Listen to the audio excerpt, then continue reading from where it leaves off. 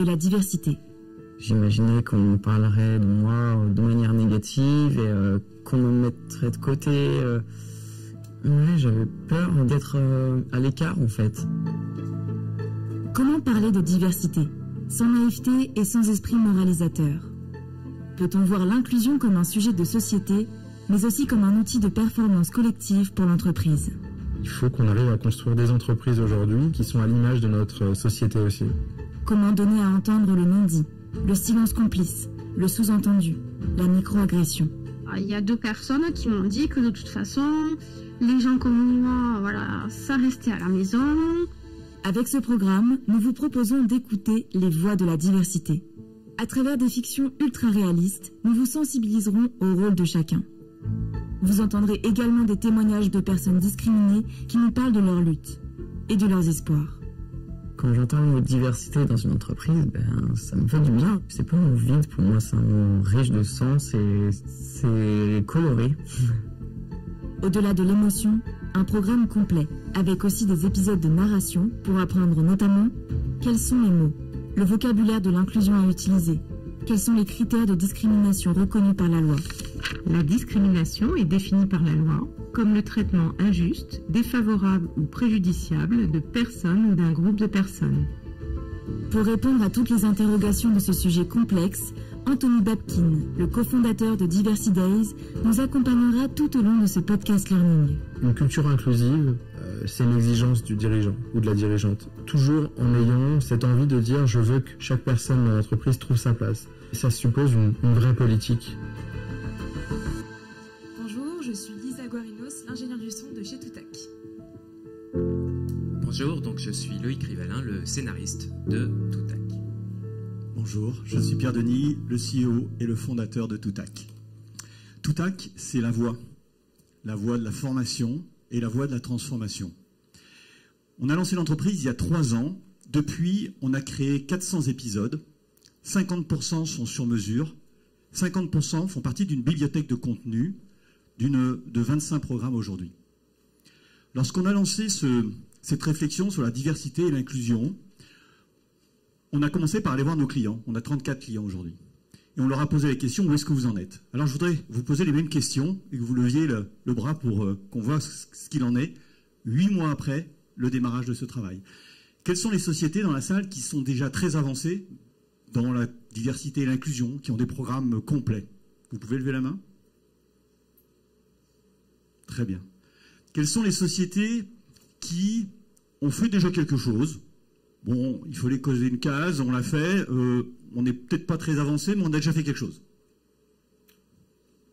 Ok. Et quelles sont les sociétés qui réfléchissent, qui se disent on devrait y aller? Il y en a qui ne lèvent pas la main. Nous, ce qu'on voudrait vous offrir, c'est la voix humaine pour en parler. Parce que on a compris que vous n'étiez pas au même stade de maturité. Mais on sait que la voix humaine, notre voix, la vôtre, la mienne, toutes celles des acteurs avec qui on travaille, elle a cette capacité à porter l'émotion pour donner du sens.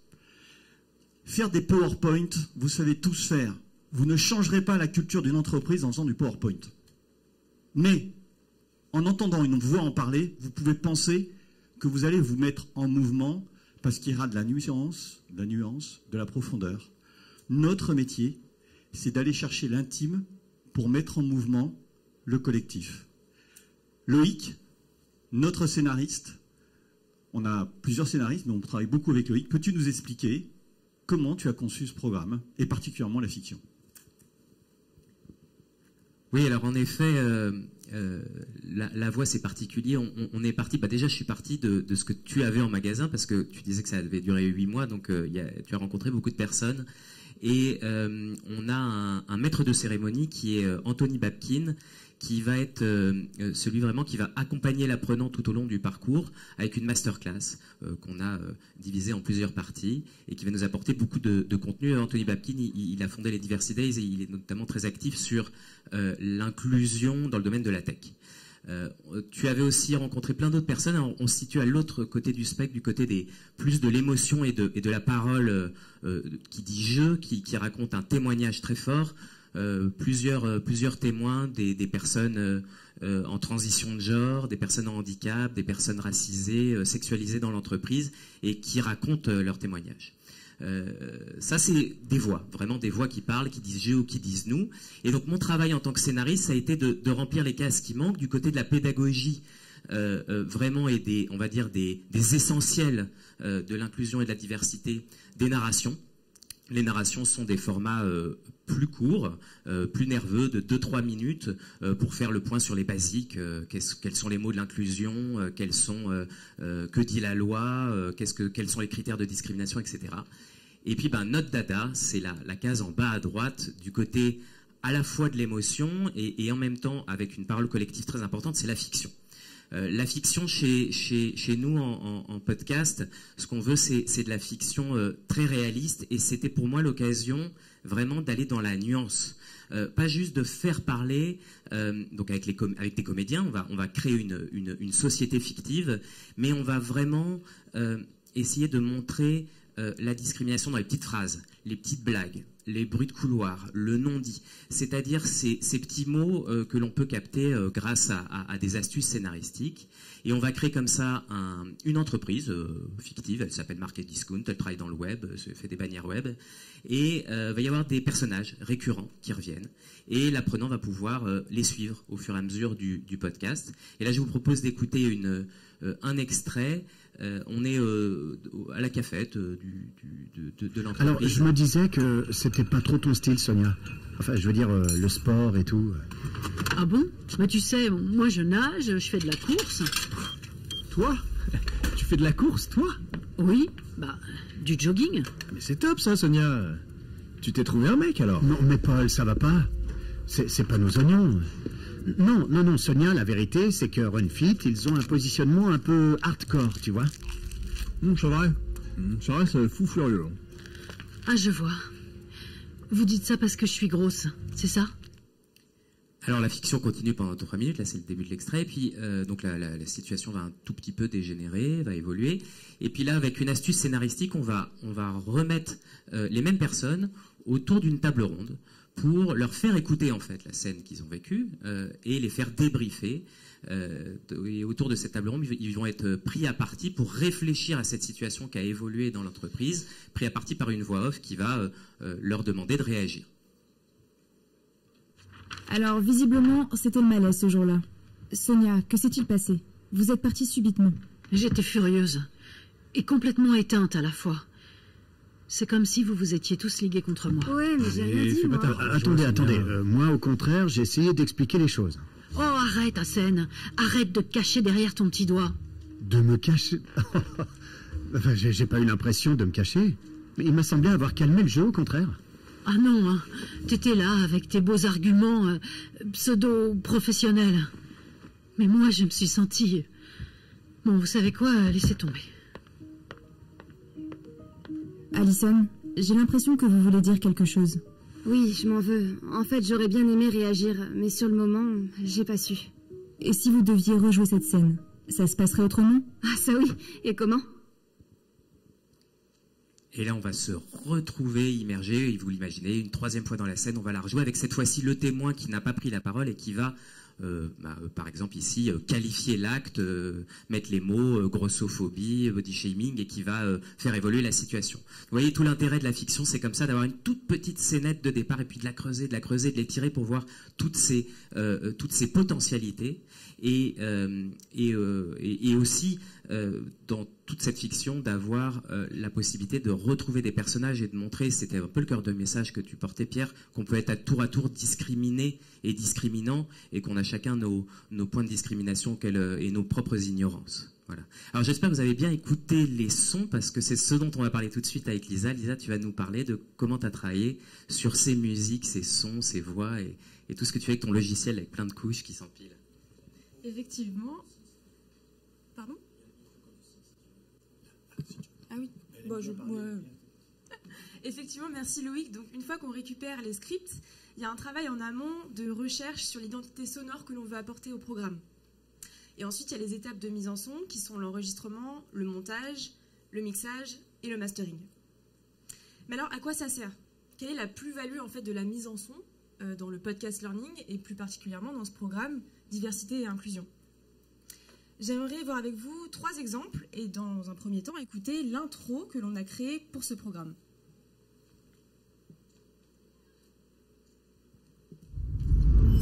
Est-ce qu'on se donne tous l'opportunité d'intégrer dans nos équipes des personnes différentes?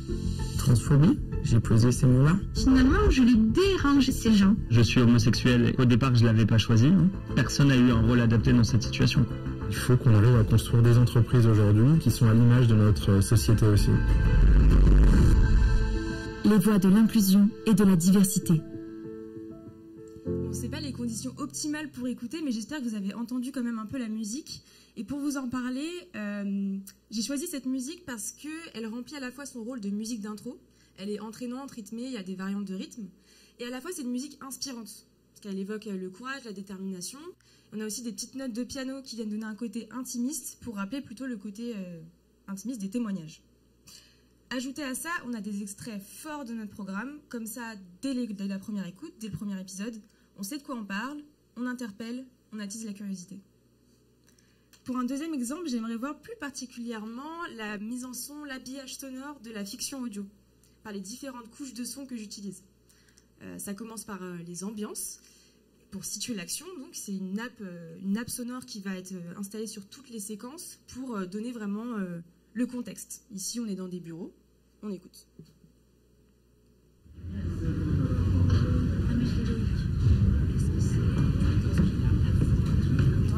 Un petit peu, une machine à café au loin.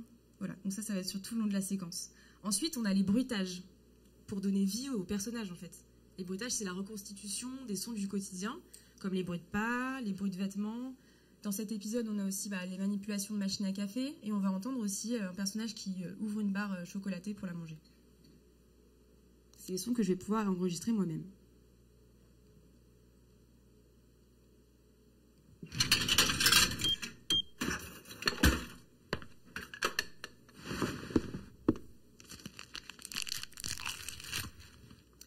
Voilà, ensuite, troisième étape, le sound design. Le sound design, c'est le fait de mélanger, de mixer des sons pour obtenir un effet désiré.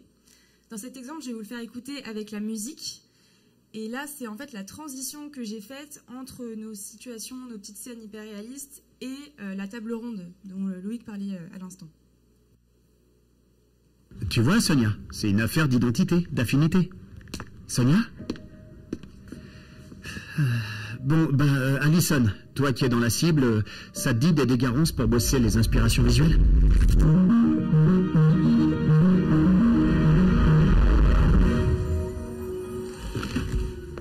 Autour de la table, on vous retrouve tous les 4. Bonjour à vous. Bonjour. Bonjour. Voilà, pour les étapes de mise en son. Donc vous voyez que cet habillage sonore, il permet vraiment d'immerger l'auditeur. Il va lui permettre également de créer ses propres images mentales et du coup mieux se définir au personnage et à l'action. Et forcément, sur le long terme, ça ancre mieux ces images et l'apprentissage. Pour un dernier exemple, je voulais voir avec vous en fait la manière dont j'appréhende le choix artistique selon les programmes. Là, vous avez bien compris que pour la fiction, c'est vraiment une création de A à Z. Il faut trouver tous les sons, créer avec les comédiens l'émotion qu'on veut faire passer, après rajouter les sons réalistes pour que vraiment on soit dans la scène. Et pour les témoignages, ça va plus être de l'accompagnement. Il va falloir s'imprégner du sujet, de ce que l'intervenant va dire, et accompagner ses émotions, être dans la justesse et jamais prendre le dessus. Voilà. Merci Lisa. Pour conclure, si vous voulez écouter des épisodes complets, vous pouvez flasher le QR code et on vous enverra des épisodes à écouter. Vous pouvez venir nous voir où vous avez des éléments du programme complet de ces épisodes dans votre bag. Je voudrais simplement dire 2 choses. C'est qu'est-ce que j'ai appris depuis 8 mois en travaillant sur ce programme. J'ai appris 2 choses. Et vraiment, j'ai écouté les gens. C'est mon métier d'écouter. La première, c'est que Aimé, Élodie, Nadim, Anthony, ils ont besoin d'une chose dans l'entreprise. Ils ont besoin de sécurité. Ils ont besoin de pouvoir s'exprimer sans se trouver en porte-à-faux, sans avoir l'intime qui est en contradiction avec ce qui se passe. Une fois que j'ai dit ça, vous dites, ok, mais dans mon entreprise, so what? Parce que je ne crois pas que les entreprises se mettent en mouvement juste pour le plaisir. Elles se mettent en mouvement parce qu'elles ont un intérêt. Quel intérêt a une entreprise à mettre en avant la diversité et l'inclusion?